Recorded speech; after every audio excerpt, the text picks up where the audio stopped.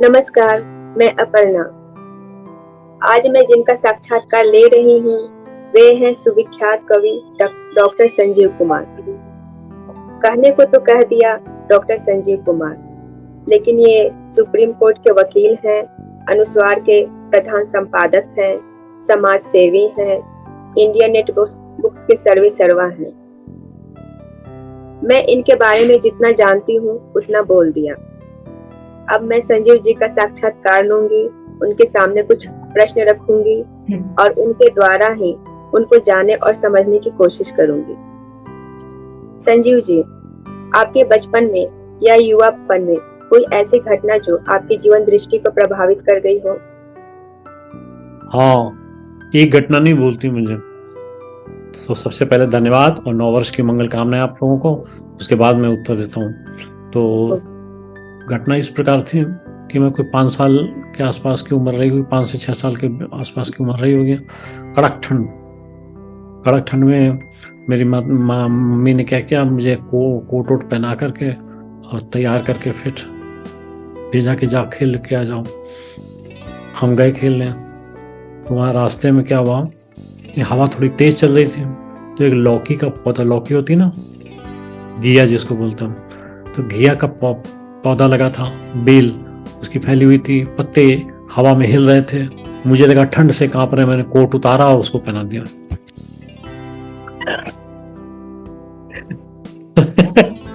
घर पहुंचे तो कोट नहीं, फिर माँ जी, जब मम्मी जा करके कोट लेके आई, पास में होता। तो ये घटना नहीं बोलते हैं जी। साहित्यिक जीवन में आने के लिए आपको प्रेरणा कहाँ से मिली? साहित्यिक जीवन में आने के लिए प्रेरणा तो माँ से मिली। सबसे बड़ी प्रेरक तो माँ होती है ना। दूसरे नंबर पर पिताजी होते हैं, उनको पहले नंबर पर गिना नहीं जाता। माँ माँ माँ बोलते हैं। तो पहली प्रेरणा हमें माँ से मिली और दूसरी माँ से मिली। समझे? काव्य विधा आमतौर से सृजनकारों की पहली पसंद होती है, क्या आपकी भी थी? जी, आज भी मैं ये कहता हूँ कि कविता एक ऐसा साध्य है, विधा है, जो हर विधा को अपने आप में आत्मसात करते हैं। जैसे आपको हाथ से लिखना हो तो कविता लिख दीजिए, व्यंग लिखना हो तो कविता में लिख दीजिए, कहानी लिखनी हो तो कविता में लिख दीजिए, लंबी कहानी हो तो खंड काव्य या महाकाव्य बना दीजिए। आप हर चीज को कविता में लिख सकते हैं, लेकिन व्यंग में कविता को नहीं लिख सकते, हास्य में कविता को नहीं लिख सकते। तो इसलिए मैं कहता हूं कि सबसे महत्वपूर्ण विधा कविता है, नंबर 1। और नंबर 2, उस कविता के काव्यत्व के साथ में अगर उसको लिखा गया है तो वो कविता है। अगर वैसे लिखने के लिए तो सब लिख रहे हैं गद्य की तरीके से, बातचीत करने के तरीके से, लेकिन वो मेरी दृष्टिकोण में वो कविता नहीं। 80% कविताएं बेकार हैं। आप अपनी पहली कविता की कुछ पंक्तियां सुनाएं। जरूर, एक सेकंड निकालता हूँ।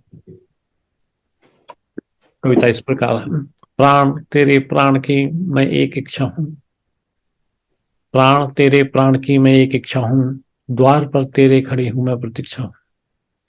शून्य है पथ स्नेह लथपथ, देखती रथ में, प्राण तेरे प्राण का प्रण लेखती रथ में। देह के उपमान की नृत्य एक शिक्षा हूँ, द्वार पर तेरे खड़ी हूँ मैं प्रतीक्षा हूँ। देखती हूँ मौन लोचन मौन समोहन, प्राण तेरे प्राण का दुख और आकुल मन, देखना पथ छोड़ दूं क्यों वो अनिच्छा हूँ, द्वार पर तेरे खड़े हूँ मैं प्रतीक्षा हूँ। और आखिरी बंद है। स्नेह जब तक, शक्ति तब तक, पल रहा परिपल, प्राण तेरे प्राण की मैं क्रोध हूँ कोमल, रूप की मधुरागिनी हूँ सबल वक्षा हूँ, द्वार पर तेरे खड़े हूँ मैं प्रतीक्षा हूँ। बहुत ही सुंदर कविता रही आपकी। आपके मन में कौन सी ऐसी बात चुभी कि यह कविता सृजित हुई? ये बातें बहुत सारी हो सकती है, सिर्फ मेरे से ही संबंधित नहीं है। जैसे यही बात होती है, आप डेटिंग पे जा रहे हो और वहां जाके आपको प्रतीक्षा करनी पड़े।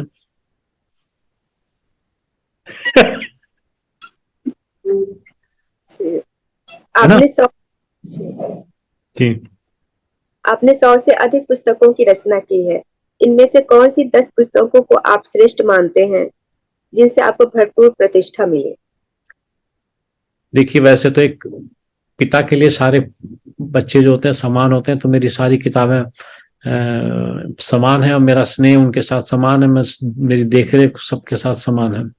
अब सवाल आता है कि कौन सा बेटा अच्छा निकला, कौन सा खराब निकला, किसके कारण धनराशि प्राप्त हुई, किसके कारण सम्मान प्राप्त हुआ, तो उस श्रृंखला में सबसे पहले रखता हूं मैं खामोशी की चीख है। Number 2 Vasav Datta. Number 3 Urvashi. Number 4 आज की मधुशाला। नंबर 5 मेरे ही शून्य में ही। नंबर 6 तिष्य रक्षिता। नंबर 7 माधवी। नंबर 8 अश्मा। 9 भानुमति। 10 इंदुलेखा। संजीव जी, आपने हरिवंश राय बच्चन की रचना मधुशाला का पुनः लेखन किया और आपने कहा कि आपकी रचना वर्तमान से संदर्भित है। तो क्या यह मान लिया जाए कि बच्चन जी की मधुशाला ने प्रासंगिकता खो दी है? जी नहीं, बच्चन जी की मधुशाला पर प्रासंगिकता नहीं खो सकती, क्योंकि मधुशाला को साहित्य के में इंट्रोड्यूस करने का या साहित्य में उसके बारे में ज्ञान लेने का काम तो उन्होंने किया। वैसे उनकी भी मधुशाला उमर खयाम की रुबाइयों से प्रभावित थे, तो मैंने तो सिर्फ ये किया कि 100 सालों में मधुशाला के संदर्भ में जो वहां पर उपस्थिति थी उस समय के देश काल वातावरण की, उसके तुलनात्मक रूप से अब क्या परिस्थिति है देश काल वातावरण को देखते हुए, तो ये एक तरीके से अपडेशन है। जी। आपने अनेक पौराणिक कथाओं पर कई काव्यों की रचना की है और उनके बिखराव और तर्कहीनता को खत्म किया है। लेकिन एक पुराना मत है कि पौराणिक कथाएं किसी विशेष उद्देश्य से लिखी गई होती हैं और उनमें कहीं श्रेष्ठ तर्क होते हैं और कहीं तर्कहीनता भी होती है। यह तर्कहीनता उस प्रकरण में आती है जिसका कोई समाधान या सत्य दिखता नहीं। भक्त मान लेते हैं कि ऋषि गौतम का साप का प्रभाव इतना होता है कि एक स्त्री अहल्या पत्थर में परिणत हो जाए, फिर सदियों बाद राम का स्पर्श पाकर जीवित हो जाए। यह तब भी असंभव रहा होगा और अब भी। क्या यह तत्कालीन समाज में स्त्री की यौनिक शुद्धता की मान्यता को बनाए रखने की कथा है? आपका क्या मत? देखिए, स्त्री की यौनिक शुचिता के लिए बहुत सारा कुछ लिखा गया है, बहुत सारे धर्म के नाम पर गाइडलाइंस बनाई गई हैं, और कहीं का पर सामाजिक प्रथाओं के नाम पर गाइडलाइंस बनाई गई हैं। तो स्त्रियों को अनुशासन में लाने की कोशिश तो हर युग में हर समाज के साथ में हुआ है। जहां तक आता है कि पौराणिक ग्रंथों पर दोबारा नजर क्यों डाली जानी चाहिए, तो वो इसलिए डाली जानी चाहिए कि जो कुछ भी आपने उस समय देखा उसके आधार पर आपने किसी कविता या महाकाव्य की रचना की, लेकिन परिस्थितियां जब बदलती हैं तो ये देखना आवश्यक हो जाता है। जब आप दूसरे सोपान में आते हैं तो आपको ये आवश्यक हो जाता है कि उसकी तुलनात्मक अध्ययन करें, आप पीछे क्या था और अब क्या था और इसका क्या आप प्रभाव है। दूसरी चीज उसमें ये देखने की होती है कि मनोवैज्ञानिक जो मनोदशाएं होती हैं, उन मनोदशाओं को लेकर के हम आगे चलते हैं।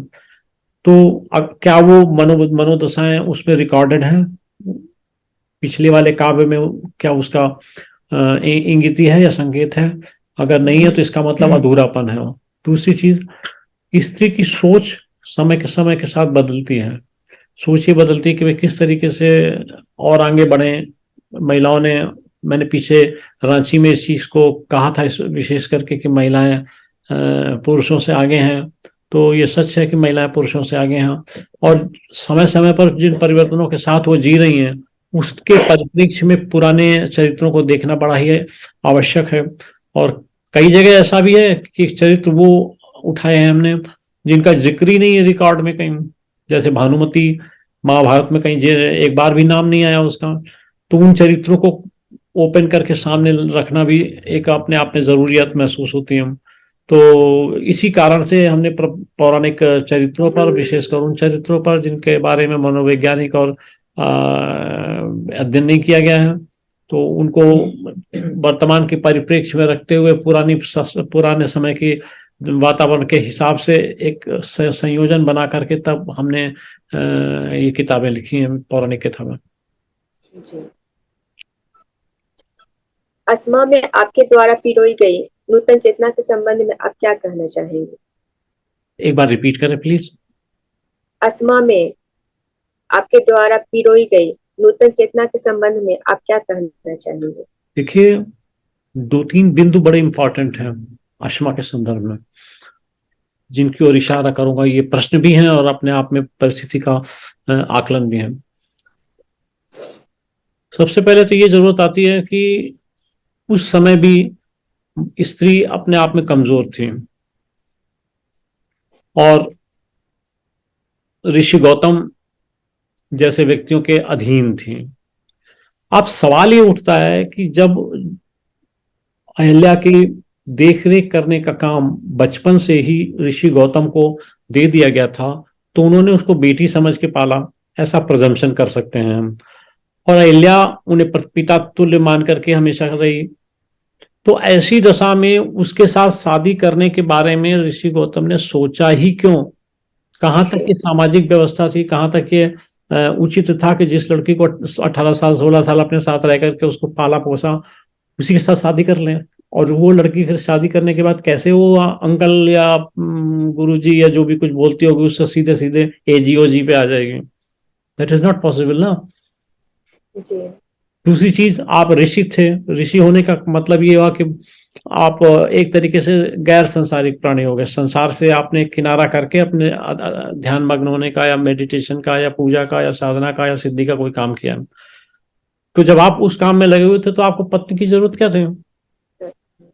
अब आज अगर अपर्णा की शादी किसी ऋषि से कर दी जाए तो अपर्णा कैसे स्वीकार करेगी ऐसे ऋषि को जिसने उसे बेटी की तरह पाला हो? पॉसिबल है? आप स्वीकार कर सकते हैं? पॉसिबल ही नहीं। तो इन दोनों की शादी ही बेमेल शादी थी और उसमें छल था। छल ये था कि ऋषि गौतम ने कामधेनु गाय के 2 चक्कर लगाए और प्रजापिता ब्रह्मा के समक्ष पहुंच गया कि साहब मैंने तो दुनिया की सैर कर ली। तो ये भी एक ट्रिक प्लेइंग था। ट्रिक प्लेइंग का मतलब ये हुआ है कि ऋषि होकर के ट्रिक प्लेइंग के द्वारा उसी लड़की को आप ब्याह करके ला रहे हैं जिसको आपने बच्ची की तरह पाला है। लंपट कौन? हाँ, दूषित मानसिकता को प्रकट करता है इसे। लंपट कौन?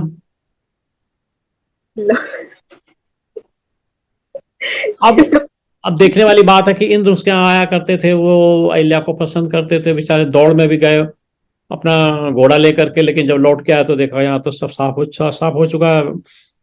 गौतम जी अहिल्या को लेके उड़ गए। तो जब आप बार बार किसी को देखते हैं तो प्रेम हो जाना या उसके बारे में आकर्षण हो जाना स्वाभाविक है। तो वो आकर्षण वैसे ही बना रहा। ऐसा नहीं होता कि प्रेमी शादी अलग अलग कहीं हो जाए तो अपने प्रेम को भूल जाए और फिर उस पर भी पहला प्रेम तो नहीं भूलता। सच्ची बात तो ये, इंद्र के पास किस बात की कमी थी, लेकिन दिल आ गया तो आ गया। और ऐसी स्थिति में जब वो आते थे तो उनको कोई विपरीत संकेत नहीं मिलते थे। जो संकेत मिलते थे वो लगता था कि जैसे अहिल्या भी इंद्र को पसंद करती है। ये हमने लिखा है उसके अंदर। इस प्रकार के संकेत मिलते थे कि अहिल्या पसंद करती। तो ऐसी दशा में दोनों को कहीं ना कहीं बातचीत करने का मौका तो चाहिए था। और जब बातचीत हुई तो इंद्र एक सक्षम विकल्प के रूप में अहिल्या के सामने आए। तो ऋषि गौतम को रिप्लेस करने का व्यवस्था तो होनी है। और इसके पीछे लौट के जाइए, अगर किसी स्त्री की शादी किसी ऐसे पुरुष से हो जाती है जिसको वो पसंद नहीं करती, जिससे रिपल्सिव आते हैं या जिसके साथ वो संतुष्ट नहीं है, तो ऐसी दशा में वो पसंद नहीं करेंगे। आज भी कोई लड़की ले लो, अगर बेमेल शादी होगी तो आप पसंद नहीं करेंगे। तो इस तरीके की परिस्थितियों को ध्यान में रखते हुए अहिल्या के नेचर को, अहिल्या की परेशानी को, अहिल्या के विकल्प को, अहिल्या के भूतकाल को जो उसके साथ हमेशा बना रहा, उन सारी चीजों पर एक वैचारिक अध्ययन आवश्यक था। हमने पहले अध्ययन किया, फिर सारी जो कथाएं उपलब्ध थी उन कथाओं को एक जगह पर समेट कर गए और उसके बाद अहिल्या लिखा, अश्मा लिखा। जी। माधवी काव्य में आपने महाभारत के माधवी गालव की कथा उठाई है। माधवी जिस पीढ़ी से गुजरी है, बार बार अनेक राजाओं की पत्नी बनकर, क्या आपने वैसे पीड़ित स्त्री इस आधुनिक युग में देखी है? नहीं, ये आधुनिक युग में भी ऐसा नहीं देखने को मिलता, लेकिन हाँ, मैरिजेज एंड रीमैरिजेज दोनों सामने तो आती हैं कि कुछ लोग तलाक देते हैं, दूसरी शादी कर लेते हैं, ऐसे ऐसा कुछ तो चलता है। लेकिन जहां माधवी का सवाल है उसमें ये बिंदु है ही नहीं। सबसे पहले तो ये देखना है कि एक पिता इतना कमजोर कैसे हो सकता है, इतना स्वार्थी कैसे हो सकता है कि अपनी बेटी को गालो ऋषि को दे दे कि इसको ले जा और इसके इसकी जो बोलते हैं मूल्य के आधार पर जाना तो अपने घोड़े इकट्ठे कर ले। ये कमजोर मानसिकता है एक राजा की, ययाति जैसे राजा की, जिन्होंने अपना जीवन भोगा। तो वो चीज सामने आना जरूरी कि ययाति जो है ना, कोई बहुत अच्छे वो नहीं थे, उन्होंने अपनी बेटी तक को दे दिया किसी को। ये कैसा दान है? दान तो था ना। अब वो दान ऐसे दे दिया तो उससे उनका नाम तो दान दान के क्षेत्र में जुड़ गया। लेकिन पीड़ित कौन हुआ? माधवी। तो एक एक साल के लिए सब जगह जा रही है, पुत्र हो रहे हैं, पुत्रों को छोड़ करके और चली आती है। एक माता के दृष्टिकोण से देखिए कि आपके बच्ची हो और आपको एक या दो दिन के अंदर वहां से हटा दिया जाए, कैसे संतुष्ट होंगे? वैसे आप अपने मन को धीरज रखेंगे? तो ये जो विषमता है, ये जो गलत निर्णय है, इसके बारे में विचार किया जाना आवश्यक था। अगर आप माधवी पढ़ें तो आपको जो चार राजा मिलते हैं और पांचवें विश्वामित्र जी खुद मिलते हैं, उनके अलग अलग चारित्रिक विशेषताएं हैं, उनके अलग अलग डील करने की व्यवस्थाएं हैं। वो कोई संगीत के साथ में रोमांस करता है, तो कोई डायरेक्ट रोमांस में कूद जाता है, तो कोई आदमी ये कहता है कि चल भैया मेरे आश्रम में रह ले, जब जरूरत होगी तब बुला लिया करेंगे। अरे विश्वामित्र जैसे लोग इस श्रृंखला में शामिल हो गए, जिस कितनी गलत बात है। मतलब और बस उसके वो बाद जब जब उसका स्वयंवर रचाया जाता है तो वही वही राजा फिर पहुंच जाते हैं। मतलब बस भोग्या के समान रहती है स्त्री इस जमाने में। भोग्या ही रही। हम्म, लेकिन आप ऐसा कैसे कर सकते हैं किसी के साथ में? उसकी बात तो सुनिए। इसीलिए अंत में उसको वन देवी को समर्पित दिखा दिया। जी। उसने दुनिया ही छोड़ दी कि बेकार है ये दुनिया। कि वो समझ चुकी थी कि ये दुनिया उसके लायक रहने नहीं है, इसलिए वो छोड़ कर चली गई। जी। होना चाहिए। और आपके काव्य माधवी में वर्तमान समाज के लिए क्या उद्देश्य रखा है? यही है कि भैया स्वार्थी मत बनो, इस तरीके से मत करो। लेकिन फिर भी वो हो तो रहा है, ये लिव इन रिलेशनशिप क्या है? यही तो है। हम्म, जितने दिन मन हो लिव इन में रहो, और नहीं तो चले जाओ, दूसरी शादी कर लो, दूसरा लिव इन कर लो। तो ये चीज पलट करके अपने सामने आज आ रही है। आप सुप्रीम कोर्ट के वकील हैं। मैं इतना जानना चाहती हूँ कि समाज में न्याय व्यवस्था में अविश्वास जज तक व्यक्त क्यों कर रहे हैं? इस संबंध में आपका क्या मत? देखिए, मेरा मत ये है कि courts are cathedrals, sorry, courts are not cathedrals. कि आप वहां जाएंगे और न्याय के मंदिर में हाथ जोड़ करके अपना सर झुकाएंगे तो आपको रिजल्ट मिल जाएगा, कुछ नहीं। They are casinos and you have to play there. अगर आप कैसीनो के तरीके से न्यायालयों को समझें तो ज्यादा समीचीन लगेगा। जहां 5 करोड़ मुकदमे लंबित हों, तो वहां हम एक एक मुकदमे में 6 6 दिन वो करें, बहस करें, उसका क्या जरूरत है? अपनी बात हमने कहनी है, हमसे रिटन स्टेटमेंट लो, उसको देखो और फाइनलाइज करो। फिर उसमें कोई प्रश्न अगर जरूरी होते हैं तो एक बार एक हियरिंग कर दी, फॉलो अप हियरिंग। या तो है ही नहीं। अफजल गुरु के केस के लिए रात को सुप्रीम कोर्ट खुल सकता है, लेकिन एक गरीब आदमी के लिए नहीं खुल सकता। तो ये विडंबना है। तीसरी चीज क्या है? न्यायिक व्यवस्था का पहला मंत्र है रूल ऑफ लॉ, और दूसरा मंत्र है प्रिंसिपल्स ऑफ नेचुरल जस्टिस। इन दोनों की कितनी छीछा लेदर हो रही है। रूल ऑफ लॉ का मतलब ये हुआ कि अगर आपने कोई केस हमारे अगेंस्ट फाइल किया या मैंने आपके अगेंस्ट फाइल किया, तो उसका परिणाम पता होगा। अगर उसकी फैक्ट्स और सर्कमस्टांसेस सामने हो तो पता होगा कि यही परिणाम होगा। लेकिन ऐसा नहीं होता। तो बहुत दूर जाना है अभी। एक शुद्ध, सुदृढ़ और गतिशील न्याय व्यवस्था के लिए हमें अभी बहुत चलना पड़ेगा। दिल्ली दूर है अभी। जी। आपका कथन है आत्मा स्वयं सिद्धा है, वह स्थिर बुद्धि का प्रतीक है, जबकि मन चंचल है और दिमाग तर्कों के जाल में फंसा रहता है। फिर भी लोग प्रश्न करते हैं कि आत्मा है क्या? इस प्रश्न पर आपका क्या मत है? थोड़ा विस्तार से प्रकाश डालें। मेरा ये कहना है, और मैंने उस कॉन्फ्रेंस में कहा था, आप लोग थे जहाँ, स्त्री के बारे में हमने बहुत सारे पॉइंट्स बताए थे, बहुत सारे उदाहरण दिए थे। तो मैं ये बता दूं कि स्त्री कोई भी काम अगर करना चाहेगी तो कर लेगी, वो पीछे नहीं हटेगी। उसके लेफ्ट सेरेब्रल की ताकत उसे विल पावर देती है और कैपेसिटी डेवलप करती है कि वो फेस करना चाहे तो फेस कर ले। उसने हथियार डाल दिए वो एक बात अलग है, तो उसकी समझ में नहीं आया वो एक बात अलग है। क्या वो नहीं करना चाहती थी किन्हीं कारणों से, वो एक बात अलग है। लेकिन अगर वो करना चाहेगी तो जरूर जरूर अचीव कर लेगी। पुरुष नहीं कर सकता ये, लेकिन स्त्री कर सकती है। तो इसलिए अपने उद्देश्य को प्राप्त करने के लिए अगर वो सिद्ध प्रक्रिया अपनाती है तो स्वयं सिद्धा हो ही जाती। आज अपर्णा अगर ये करे कि पीएचडी कर लिया, डिलीट भी करना है, तो अपर्णा कर सकती है। लेकिन पुरुष जो है ना, उसमें देखेगा लॉजिक ताजिक, और वो उतनी जगह जल्दी जल्दी निर्णय भी नहीं ले सकता। निर्णय और की, आत्मा हाँ सॉरी, जी बोलिए। और आत्मा मत के संबंध में आप क्या कहना चाहेंगे कि आत्मा है क्या? देखिए, हमारी शरीर में जो ऊर्जा है,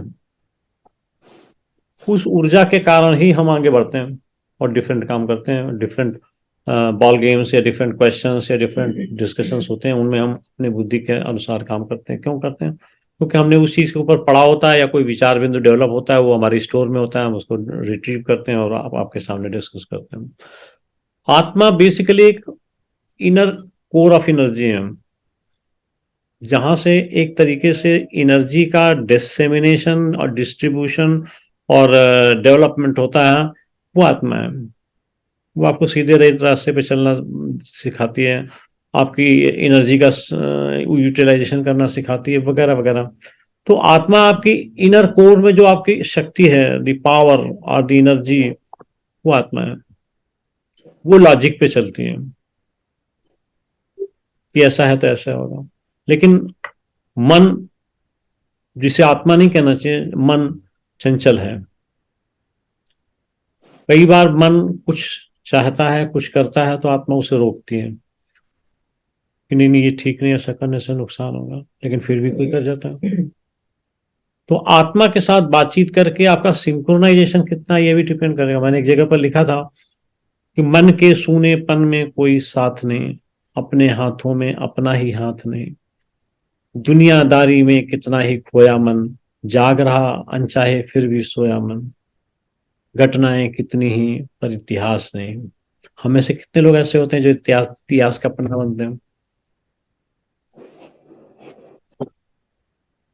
अच्छा संजीव जी, वर्तमान समय में यानी उत्तर आधुनिकता के युग में एक भारत में मिनट, एक मिनट।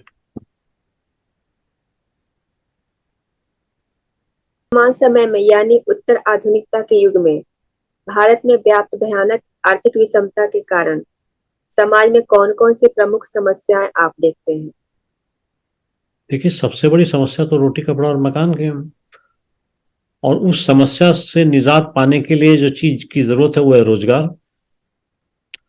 रोजगार पाने के लिए जो जरूरी चीज है वो है संरचनात्मक और औद्योगिक विकास, जहां रोजगार पैदा होते हैं। और उन संस्थानों को या उन कंपनियों को इस्टेब्लिश करने के लिए चाहिए फाइनेंस। फाइनेंस की उपलब्धि और बैंक की दरें वगैरह क्या है, उसके आधार पर डिपेंड करता है कि हमारे को प्रॉफिटेबल होगा भी काम करना या नहीं प्रॉफिटेबल होगा काम करना, क्योंकि इंटरेस्ट रेट सबके अलग अलग हैं और बदलते रहते हैं। इन सारी चीजों के अध्ययन के साथ हम आगे आगे बढ़ते हैं। तो इसलिए महत्व तो है ही। जी। क्या क्या कारण है जो व्यक्ति गरीब है उसके पास जिंदगी नहीं है, और जो अमीर है वह समस्त सुविधाओं के बीच भी अपनी जिंदगी को देख तक नहीं पाता। आप इस संबंध में क्या कहना चाहें? मैं ये कहना चाहूंगा कि दुखी सभी हैं, चाहे वो अमीर हो, चाहे वो गरीब हो, चाहे वो फट्टा बिछा के सामान बेचने वाला हो, या एक अनाथ बंदा हो जो सड़क किनारे सोता है। सबकी समस्याएं हैं, अलग अलग हैं। दूसरी चीज, उन समस्याओं से कितना कोई प्रभावित होता है, ये विषय होता है। बहुत से लोग तो जानते हैं कि गौतम बुद्ध का, जैसे मैं गौतम बुद्ध के सिद्धांत को मानता हूँ कि अगर कोई समस्या है तो उसका कारण है, और अगर कारण है तो उसका निवारण है, और निवारण है तो उसका उपाय है। तो समस्या के लिए तनाव क्यों लेना, ढूंढो कि उसका आप क्या बहुत कारण है, और जी उसके बाद चले जाओ खोजते हुए उसके उपचार के लिए। अब रही बात समस्या, जो बिलो पॉवर्टी लाइन है, उन्हें सरकार इतनी सपोर्ट दे रही है कि उनके जीवन में कोई परेशानी नहीं है। सत्य बात जो है, उनके जीवन में कोई परेशानी नहीं है। 2 रुपए किलो गेहूं और 3 रुपए किलो चावल उनको मिलता है, वो संतुष्ट हैं, और उसमें जो उनका एक्स्ट्रा होता है उसको बेच करके वो अपना शौक भी पूरे कर लेते हैं। तो वो, उनकी आवश्यकताएं कम हैं, और जितनी उनकी आवश्यकता है उससे 21 उन्हें मिल ही जाता है। तो इसलिए वो मस्त मस्त है। कहने को कहते हैं गरीब, गरीब तो नहीं है कोई, सब अमीर है। एक एक साल, 2 2 साल, 3 3 साल मुफ्त राशन मिल रहा है, तो गरीब कहाँ है वो? उनके पास तो सरकार उनके दरवाजे पे लेके जा रही है। दिल्ली की सरकार तो दरवाजे दरवाजे बेचना चाहते थे, राशन भेजना चाहते थे। तो इस तरीके की विसंगतियां हैं, और उन विसंगतियों में हर एक स्तर पर आप देखेंगे कि दुख है। जो सबसे टॉप लेवल है, वो इस बात से दुखी है कि उसका बिजनेस अच्छा नहीं चल रहा, पैसे नहीं कमा रहा जा रहे हैं, और जो अच्छा वो कमा रहा है उसमें इनकम टैक्स कट रहा है। तो अमीर आदमी को इनकम टैक्स की चिंता है, जीएसटी की चिंता है। एक गरीब आदमी को इस बात की चिंता है कि राशन की दुकान कब खुलेगी, ताकि वो जल्दी से लेकर के अपना एक्स्ट्रा माल बेच करके पैसे इकट्ठा कर सकें। सबकी अपनी अपनी समस्या है। आप बहुत तरह के काम करते हैं, वकालत, समाज सेवा, पुस्तक प्रकाशन, अनुस्वार का संपादन, साहित्य साहित्य लेखन आदि। आप समय का मैनेजमेंट कैसे करते हैं? देखिए, सबसे पहले तो ये जरूरी है कि समय के मूल्य को पहचाने। जो व्यक्ति समय के मूल्य को नहीं पहचानता और बिना किसी बेस और बिना किसी प्लान के चलता है, वो अंत में जाकर के फेल होता है, और उसे अपने लक्ष्य की प्राप्ति नहीं हो सकती। तो हमें ये देखना होगा कि समय कितना हमें किस काम के लिए देना है, और उस समय में अधिक से अधिक उत्पादन, यानी अधिक से अधिक कार्य कैसे पूरे करने हैं। अगर ये नहीं होगा तो सब संभव नहीं होगा। अब मेरे लिए भी एक तरफ लीगल, एक तरफ हाँ पब्लिशिंग, एक तरफ राइटिंग वगैरह वगैरह, और समाज सेवा। तो इन सब के लिए हमें देखना है कि किस समय किस प्राथमिकता पर कौन सी एक्टिविटी जा रही है। अब संडे के दिन तो लॉ पे काम नहीं कर सकते हैं, छुट्टी होती है। तो संडे के दिन हम अपना समय अपने फार्म हाउस पे लगा करके हरियाली के बीच कुछ कर सकते हैं, कुछ बीज बो सकते हैं, कुछ हरी धूप का आनंद ले सकते हैं। तो सबके अलग अलग उपलब्ध स्रोत हैं, सबके अलग अलग पसंदें हैं, उन पसंदों के हिसाब से वो अलग अलग अपना समय का उपयोग करते हैं। अब आया कि इतनी जल्दी कैसे मैनेज कर लेते हैं, तो देखिए, ये आवश्यक है ये जानना कि कौन कौन से विकल्प हैं हमारे पास, या कौन कौन से असाइनमेंट्स हैं हमारे पास, और उन असाइनमेंट्स में प्राथमिकता क्या है।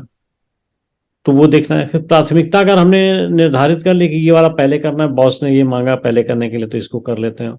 ये वाला काम अभी पेंडिंग करना है तो इसको पेंडिंग कर लेते हैं, बाद में कर लेंगे। और जो काम हमने चुने, उन कामों को करने के लिए क्या स्टेप्स चाहिए।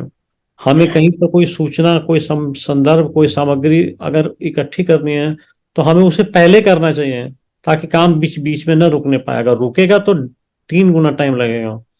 तो हम उन चीजों को ध्यान में रखते हैं। हमने अपनी पढ़ाई के दरमियान एक ऑपरेशन रिसर्च टेक्निक पढ़ी थी, तो इसमें था क्रिटिकल पाथ एनालिसिस।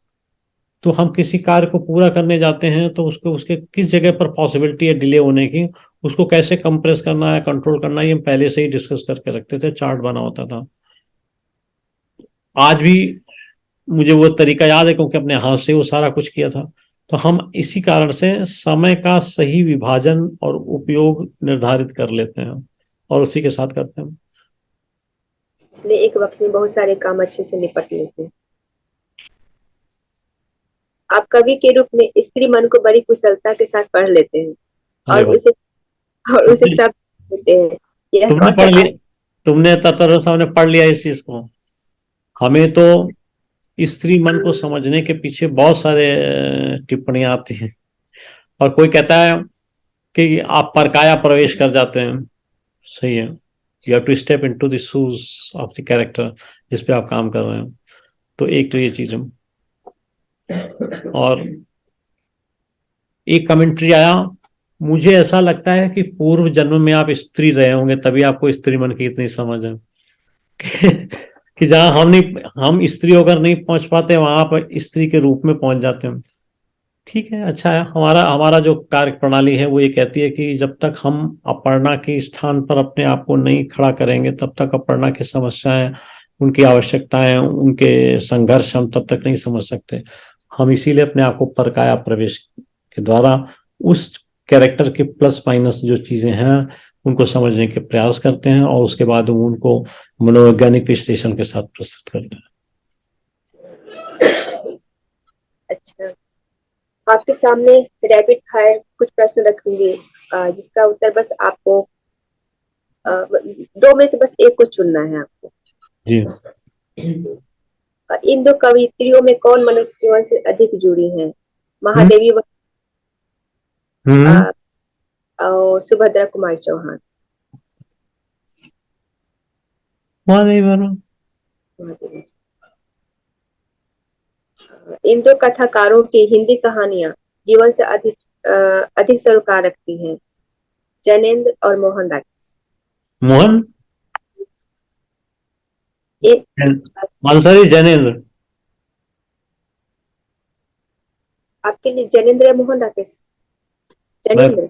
मैं मेरा सिलेक्शन में, या मेरी तरफ से आंसर है जैनेन्द्र। जैनेन्द्र। इन दो अभिनेत्रियों में कौन जीवन को सहजता से उपस्थित करती है? नूतन, वहीदा रहमान। वर्सेटिलिटी अगर देखी जाए तो वहीदा रहमान।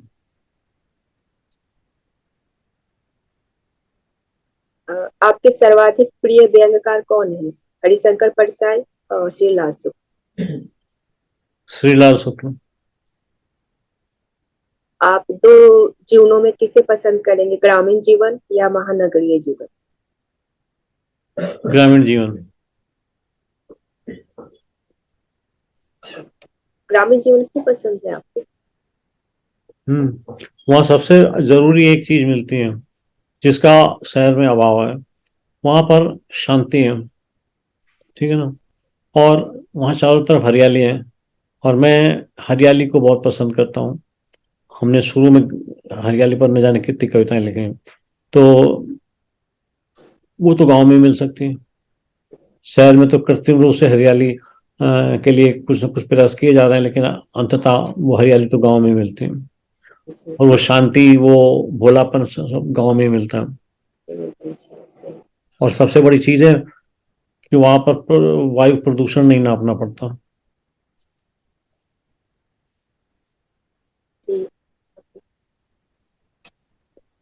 वर्तमान समय में व्यंग इतना लोकप्रिय क्यों है?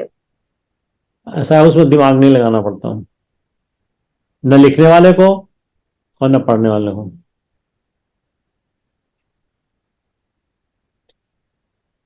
बहुत सारे व्यंग तो ऐसे लिखे जा रहे हैं कि वो व्यंग सामने आने पर ही व्यंग लगता है, मतलब डबल व्यंग हो जाता है।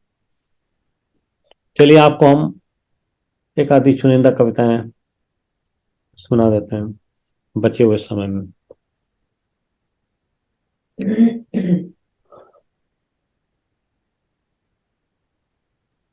नए साल पे सुनाते हैं कविता। तेतर पे सब पास में हैं, बुला लीजिए उनको। है।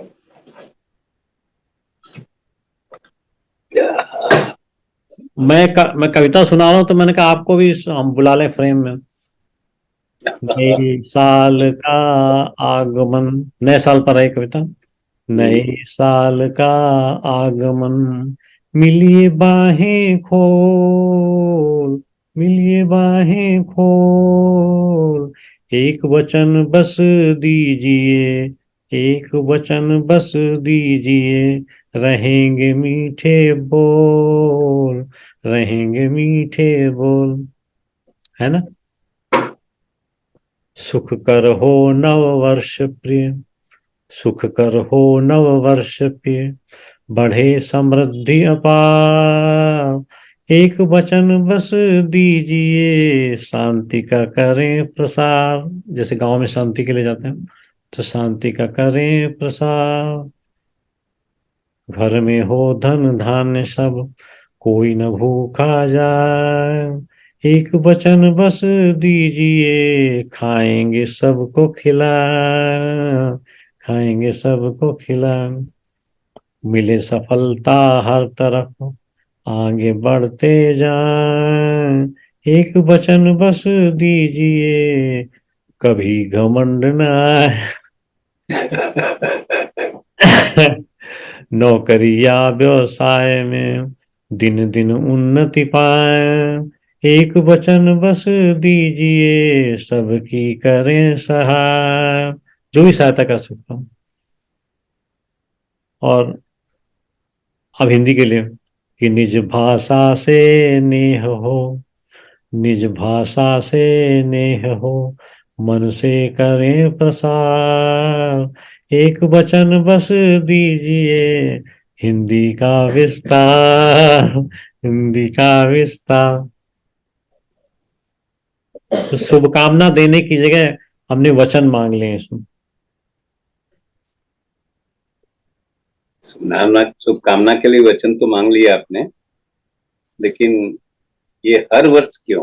शुभकामनाएं एक बार संपूर्ण जीवन के लिए क्यों नहीं देता है? ऐसा है, सबसे बड़ी परेशानी ये चीज है कि समय की गति बदलती है, ठीक है ना। समय का रूप बदलता है, समय का विषय बदलता है। तो जब समय में परिवर्तनशीलता है, तो हर वर्ष या हर महीने अपने वचन को, अपने लक्ष्य को दिमाग में रखना जरूरी है। इसीलिए उसे रिपीट थ्योरी में बार बार कहा जाता है, अपने उचित साइकिल में, एनुअल साइकिल या अन्य समय के साइकिल के साथ। तो इसलिए एक बार में ही जीवन भर के लिए नहीं दिया जा सकता। आपने बिल्कुल सही कहा ये बात। यही बात राम कथा के साथ भी आ जाती है कि हर काल में राम कथाएं जो लिखी गई, हर धर्म के लोगों ने लिखा, हर भाषा के लोगों ने लिखा, उसमें भूगोल और समय, देश काल और देश काल की व्यवस्था रखी गई। जी सर। कोई भी बात जो निकल करके आई उस देश काल के लिए बहुत ही प्रासंगिकता के साथ है। इसलिए राम कथा एक आधार है। महात्मा के जिसको भी उसने जिस रूप में देखा वर्तमान समय के अनुरूप, वो बढ़िया बातें आई। इसलिए आपके वचन से मैं बिल्कुल सहमत हूँ। Thank you sir. हम्म, हमने रामायण कालीन 2 चरित्रों पर काम पूरा कर लिया है। हम्म, और वो दो चरित्र थे सीता, उनकी अग्नि परीक्षा पर हमने लिखा है। हम्म, लंकेश्वर, हम्म, लंकेश्वर की स्मृतियों को जागृत करने का प्रयास किया है युद्ध की पूर्व संध्या पर। हम्म, शीघ्र ही आपके पास उपलब्ध होंगे। माँ पर एक छोटी सी कविता सुनाता हूँ, तेतर हाँ, से। हाँ, माँ तो माँ होती है, माँ तो माँ होती है, माँ संस्कृत की सृष्टा है, माँ जीवन की दृष्टा है, माँ जननी है, माता है, माँ ही भाग्य विधाता है। माँ चांद है, सूरज है, जिंदगी की पहली जरूरत है, माँ ममता का आंचल है, माँ वात्सल्य का बादल है। माँ है तो दूध का अमृत है, माँ है तो माँ का व्रत है, माँ है तो उंगली का सहारा है, माँ पर विश्वास हमारा है। माँ आंसू पोंछने वाली है, माँ सब सुखों की थाली है, माँ भूख का प्यास का बुझाने का साधन है, माँ सब जरूरतों का संसाधन है। माँ से सब गमों का उपचार है, माँ के बिना जीवन बेकार है, माँ पिता को संभालने का रास्ता है, माँ है तो जीवन का वास्ता है, माँ नींद है बिछौना है, माँ है तो काजल का छोना है, माँ है तो खेल है खिलौने हैं, माँ के सामने सब बौने हैं। माँ दुर्गा का है काली है, माँ रक्षा करने वाली है, माँ लक्ष्मी है सरस्वती है, माँ नवग्रह है नवरात्रि है, माँ है तो तीर्थ स्थान है, माँ है तो साक्षात भगवान है, माँ आत्मा का आशीष है, माँ देवता है देवी है ईश है। अपने माँ की जो ये कविता पढ़ी उससे मुझे अपनी माँ याद आ गई।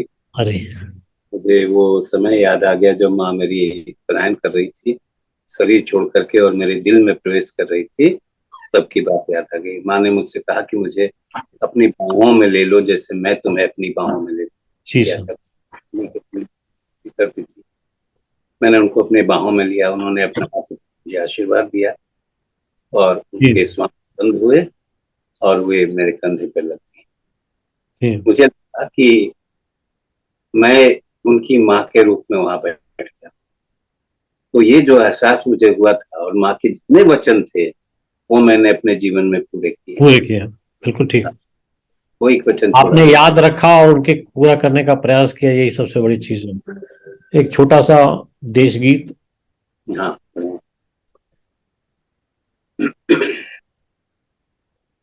शीर्षक है ये मेरा देश है। कविता इस प्रकार है। ये जो स्वर्ण किरणों से सजा परिवेश है, ये शस्य श्यामला धरती का जो वेश है, ये भारत माता का वरदान विशेष है, ये मेरा देश है, ये मेरा देश है। ये अखंड राष्ट्र अखंड रूप विशिष्ट है, ये सनातनी संस्कृति का मूल और इष्ट है, ये जो सभ्य संस्कृति का जग में विनिवेश है, ये मेरा देश है, ये मेरा देश है। वे धरा है वेदों उपनिषदों और पुराणों की, ये धरा है त्याग तपस्या की बलिदानों की, वसुधैव कुटुंब का जग को नव संदेश है, ये मेरा देश है। यहाँ जनगण मन का सदैव एक विचार है, यहाँ धरती वृक्षों नदियों से भी प्यार है, ये सरस्वती लक्ष्मी दुर्गा का देश है, ये मेरा देश है।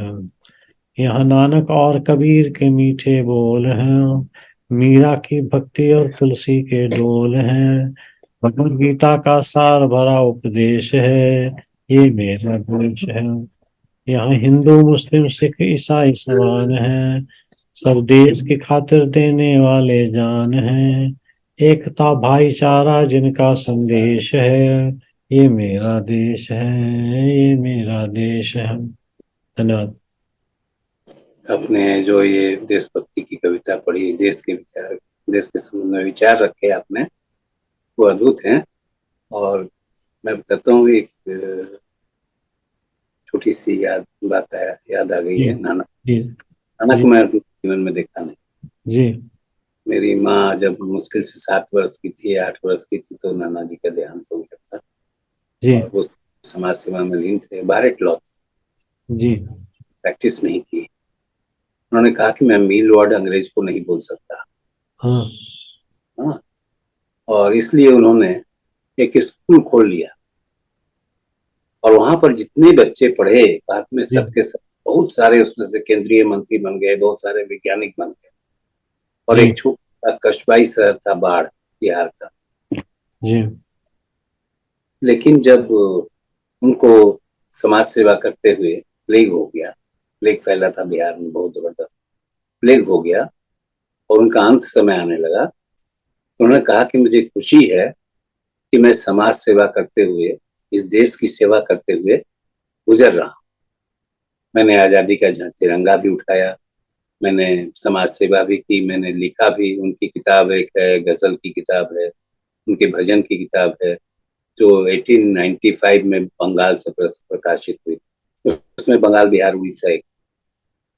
तो उस समय उन्होंने परिकल्पना कर ली थी कि आने वाले दिनों में युवा के ऊपर में वह चमक नहीं होगी जो चमक हमारे देश के युवाओं में हुआ करती है ना। तो और नातों के बारे में भी लिखा है उन्होंने। एक शेर है, शायद मुझे याद आ जाए, मैं आपको सुना देता हूँ।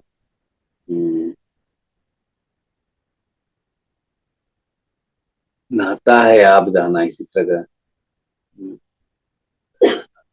मैं आपको ये शेर बाद में सुनाऊंगा। नाता है आबदाना, उनके कहने का शेर का अर्थ था कि यह नाता जो अब बना हुआ है, रिश्ते जो रह गए हैं, वो हिसाब किताब हो गए। और आने वाले दिनों में ज्यादा हिसाबी हो जाएंगे और आदमी आदमी से बिछड़ जाएगा। परिवार में साथ रहते हुए लोग अलग हो जाएंगे।